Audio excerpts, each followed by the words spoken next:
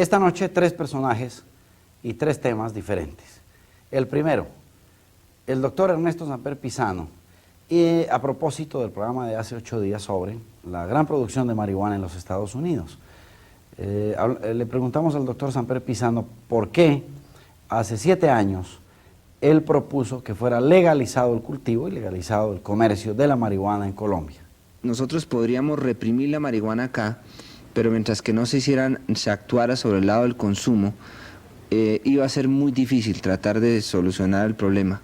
¿Por qué del lado del consumo? Porque la marihuana está arraigada dentro de la estructura cultural norteamericana. Segundo personaje, el general Fernando Landazábal Reyes, a propósito de un tema y de una teoría realmente novedosa en torno al tráfico de estupefacientes y básicamente al de cocaína.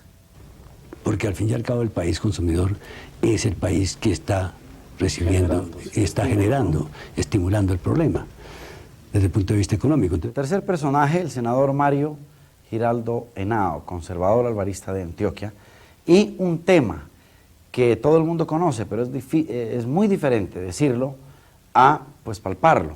En el Congreso definitivamente no están todos los que son, ni son todos los que están. El Banco Central Hipotecario en este momento, de 39.000 millones de pesos que le debe al Seguro Social, están a cargo del Gobierno Nacional 4.000 millones de pesos.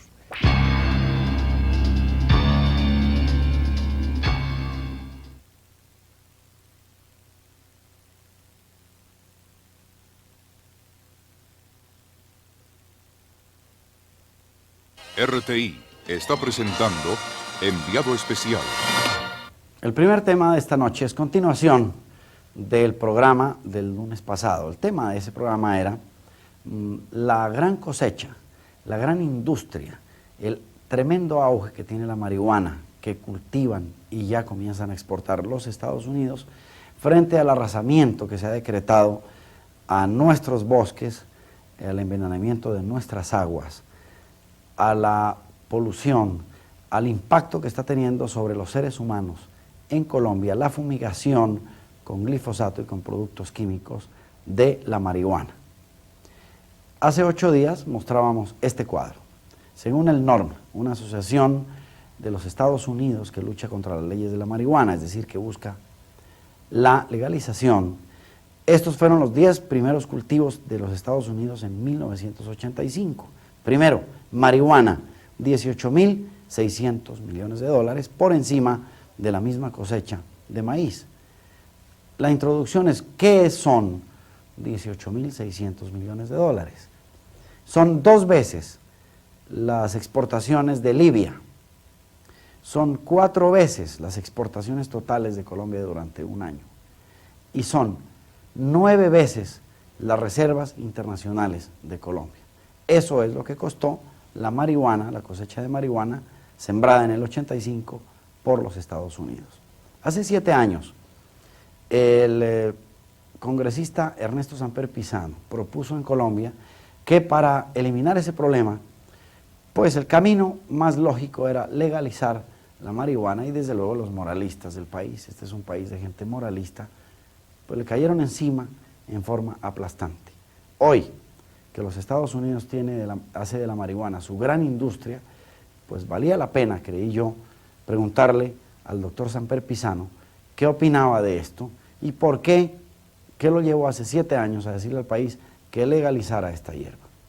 En 1975 el problema de la marihuana estaba fundamentalmente localizado en la Sierra Nevada de Santa Marta.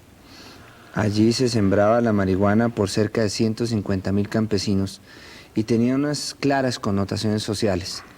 Si en ese momento se hubiera aislado el problema de la marihuana, se lo hubiera dado a los campesinos como nosotros lo proponíamos y como lo permitía la Convención de Viena, un precio por su cosecha de cerca de equivalente al valor de la carga de café, como nosotros lo decíamos entonces, pues hubiera sido muy sencillo localizar el problema. Nosotros decíamos que funcionando económicamente, el problema de la marihuana tenía dos grandes caras. La cara de la producción que se daba aquí y la cara del consumo que se da en los Estados Unidos. Y que nosotros podríamos reprimir la marihuana acá, pero mientras que no se actuara sobre el lado del consumo, iba a ser muy difícil tratar de solucionar el problema. ¿Por qué del lado del consumo? Porque la marihuana está arraigada dentro de la estructura cultural norteamericana. La marihuana la han probado cerca de 32 millones de personas en los Estados Unidos. De la misma manera han probado la cocaína, la heroína. Entonces, mal podríamos nosotros, como simples países en vía de desarrollo, convertirnos en los corruptores de los Boy Scouts norteamericanos, como se trataba de plantear.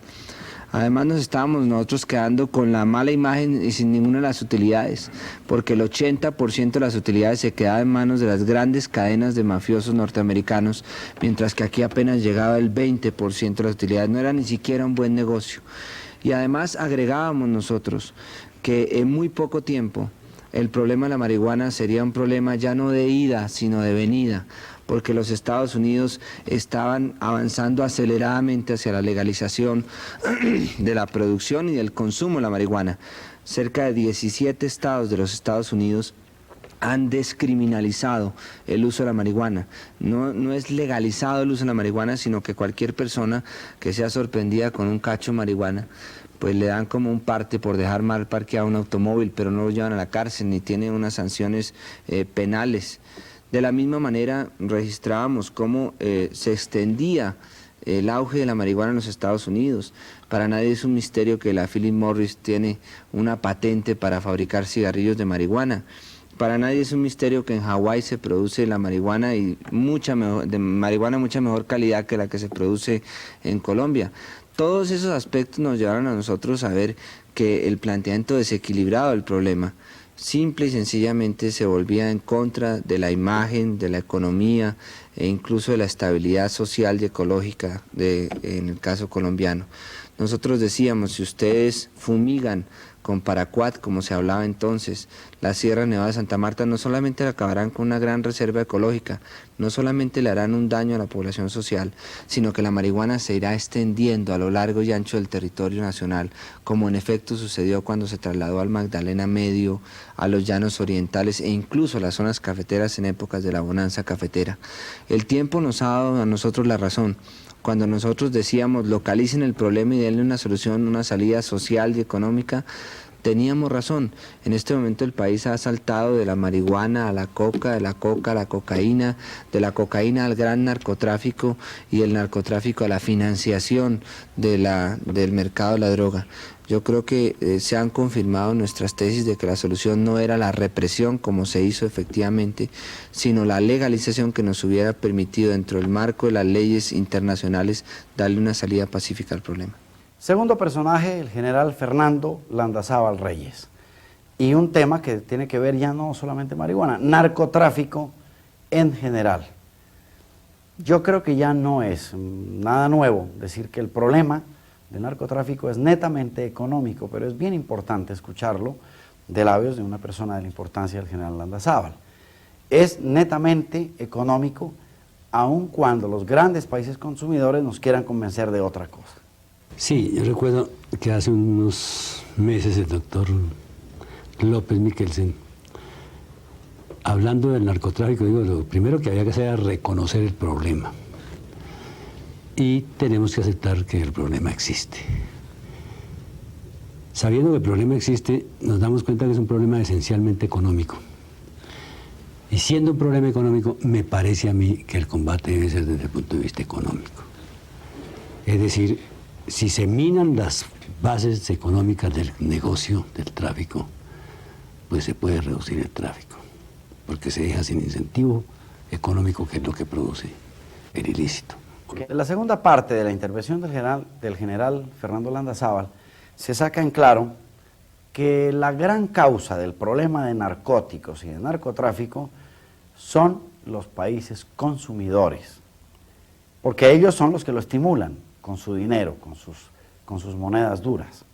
Entonces, según él, se deben buscar una serie de convenios, una serie de acuerdos, porque, pues, como dicen vulgarmente, ya está bueno el cuento de que no solamente estos países no se lucren de este tráfico y de este problema, sino que nos dejen con el pecado y nos sigan marcando como los malos del paseo. Una de las formas que se podía hacer eso era llegar a pactar que los dineros decomisados o los bienes expropiados al personal colombiano en el exterior, por razón de estar implicados en el narcotráfico, debían reintegrarse o revertirse al gobierno colombiano, con propósitos claros, finos, definidos, perfectamente establecidos. Por ejemplo, una porción para el combate al narcotráfico y otra porción dedicada, con dedicación exclusiva al aumento y creación de nuevos planes de inversión en agricultura, diversificación de la producción agrícola.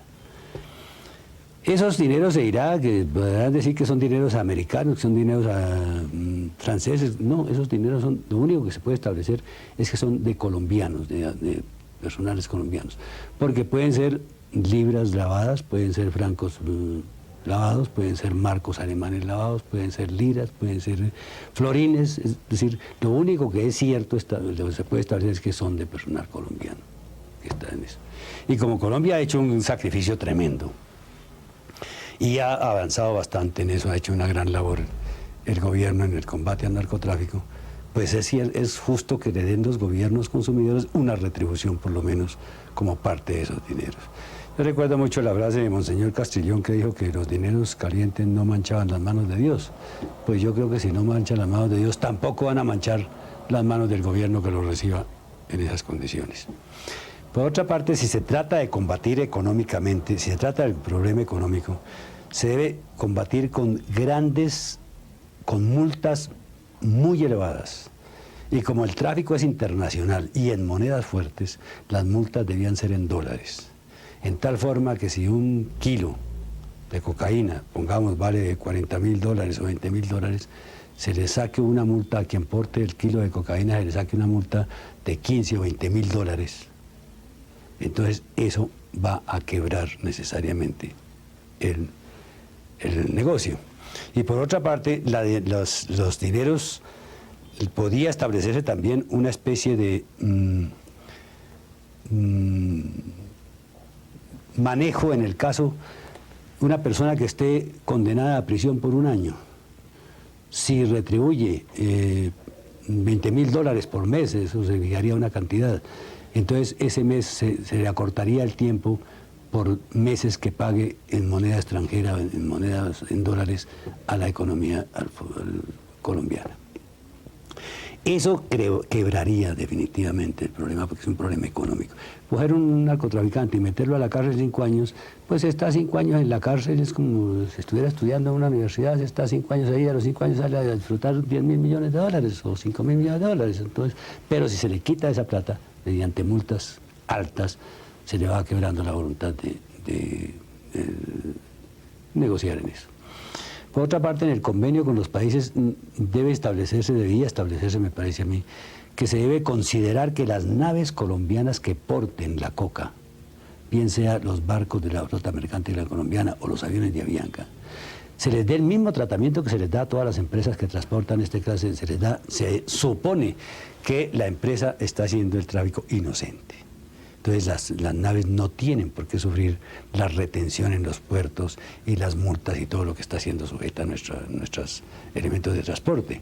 Total que eso debe quedar también en los planes bilaterales, en los acuerdos bilaterales. En esa forma, pues el país, y la otra cosa diría que el país consumidor debe comprometerse a darle el tratamiento al pasajero colombiano, el tratamiento que se le da a los pasajeros de los distintos países sin discriminación, sin la discriminación que se le está dando en el momento. Porque es que es muy lamentable la situación del pasajero colombiano en cualquier país, por razón de la sindicación de coquero que per se le está dando a cualquier colombiano que viaja al exterior. El tercer tema es una entrevista con el senador Mario Giraldo Henao, quien no fue reelegido en estas elecciones para el Congreso. Nosotros buscamos en el libro quién es quién en el Congreso y en el libro por quién votar, y encontramos que tal vez uno de los congresistas que tuvo una actuación, digamos, un trabajo más brillante en los últimos años fue él. Él es antioqueño, conservador, alvarista, y nos preguntábamos cómo es posible que con un trabajo como el de él, con una honestidad como la de este senador, pues no haya resultado elegido.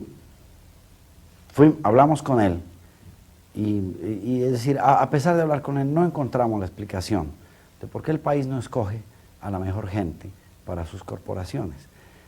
La charla fue muy extensa. El senador Mario Giraldo pues presentó infinidad de proyectos de ley, se le aprobaron varias leyes de la República. El diálogo comienza sobre una ley que se llama la Ley 50 del 81, que reglamenta el servicio social, que lo hace obligatorio para todos los profesionales de Colombia. Una breve explicación de esta ley. Y nuestro fin con esta entrevista es que ustedes vean, repito, cómo la mejor gente, al parecer, no llega a las corporaciones. Esto quiere decir que quien haya recibido de la Universidad Colombiana una educación superior tiene necesidad de prestarle servicios a la comunidad de acuerdo a los requerimientos del Estado. Esos servicios son realmente remunerados porque sería anticonstitucional. Esa es la ley que tiene un futuro importante, es una herramienta importante para cualquier gobierno. En este momento tiene mucha aplicación en las áreas de la salud. Bueno, le iba a preguntar eso, hay un desempleo enorme, por ejemplo, en la medicina. ¿Qué tiene que ver o de qué manera esa ley colaboraría a solucionar este problema? Exactamente, fue una concepción que yo tuve del problema médico y del problema de las áreas de la salud, donde había un sinnúmero de profesionales que no podían cumplir con el año rural. Entonces, esa ley tiene la parte positiva y la parte negativa. La parte positiva es servicio a la comunidad, la parte negativa es que los profesionales que no pueden prestarle servicio a la comunidad porque el Estado no tiene los recursos ni los sitios para emplearlos, entonces esos profesionales tienen derecho a que el Estado les firme su diploma y los habilite para que ejerzan su actividad privada. Hace un par de semanas, y con gran bombo, afloró en la prensa nacional pues algo que ya se sabía mucho en el país, que es el gran caos, el enorme caos que reina desde hace muchísimos años en el Ministerio de Obras Públicas. Este es el segundo tema del senador Mario Giraldo Henao. Pues tuve una idea que recogí de muchos estamentos en el departamento de Antioquia, en el sentido de crear una ley que autorizara a los gobernadores para que les solicitara a las asambleas departamentales la construcción de vías de comunicación por el sistema de concesión. Eso con el objeto de hacer una política descentralista, porque yo creo que estamos en mora de hacer descentralismo y la descentralización en ese campo se puede obtener por esta ley. Se pueden construir vías de comunicación por el sistema de concesión y esas vías las paga prácticamente el usuario. Claro está que desde el punto de vista constitucional y desde el punto de vista de ciudadanía, el ciudadano tiene derecho a que tenga otra alternativa, es decir, que pueda llegar a un punto que él quiera por una vía libre sin tener que pagar. En cambio, las obras en concesión debe pagar un peaje y así esas obras se pueden revertir posteriormente en el curso de unos 20 años al Estado de aquellas compañías que hayan invertido un capital privado para construirlas. Tercer tema del senador Giraldo Henao, la reforma que él pretendió hacer del Seguro Social. Seguro Social que periódicamente está en las columnas de la prensa como el desastre que es, como el caos, como el horror que es desde el punto de vista financiero el Seguro Social. Y de aquí salen algunas noticias. Ustedes saben dónde está el dinero de los empresarios que pagan al Seguro Social. Está en desastres como el IFI, Instituto de Fomento Industrial. El IFI tiene 37.000 millones de pesos que son del Seguro Social. Y el IFI es un horror. Una de las simples inversiones del IFI es Cerro Matoso, una vena rota que hasta el momento ha hecho perder 20.000 millones de pesos de los colombianos. Y otra parte del dinero del seguro está en el Banco Central Hipotecario. El Banco Central Hipotecario le debe al Seguro Social dinero de los empresarios, dinero de los trabajadores, le debe 39.000 millones de pesos. En el año 1979, con el senador Guillermo Vélez Urreta, presentamos al Congreso Nacional un proyecto de reforma de la seguridad social, del Seguro Social. Lo volvimos a presentar en el año de 1982, porque creemos que el Seguro Social merece en este momento una evaluación y merece una reforma. La seguridad social en Colombia en este momento tiene un sistema que lleva a la burocratización del profesional. El elemento básico para que este sistema funcione está burocratizado. Y nosotros proponíamos que se desmembrara en el sentido de que los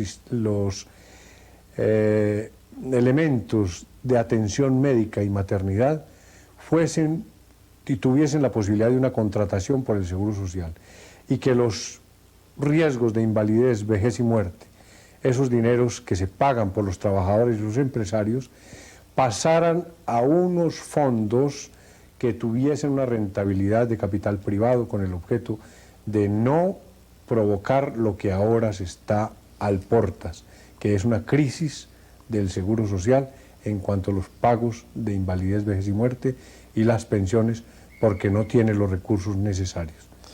Esos dineros fueron invertidos en el Banco Central Hipotecario y en el IFI.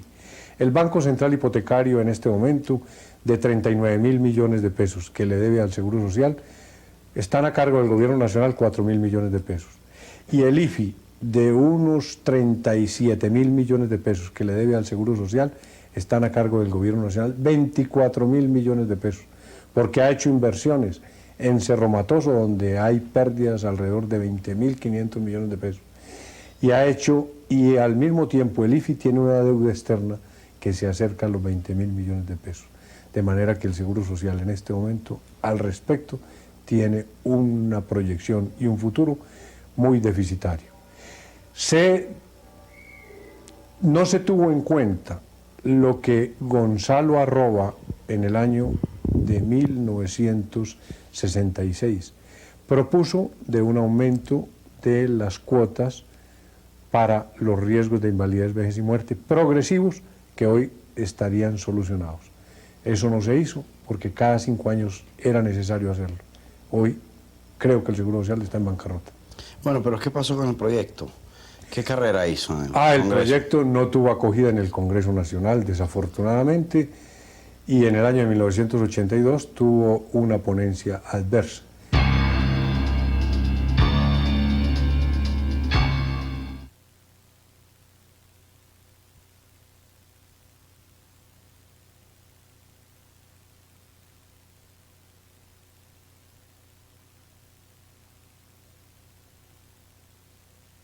A nosotros nos parece muy importante que la opinión pública escuche esto de labios de gente honesta, de gente que ha trabajado. Es la otra cara de los descabezados políticos, como llaman. Por eso, el próximo lunes, dentro de un panel con otros personajes y con el doctor Giraldo, continuaremos con el tema.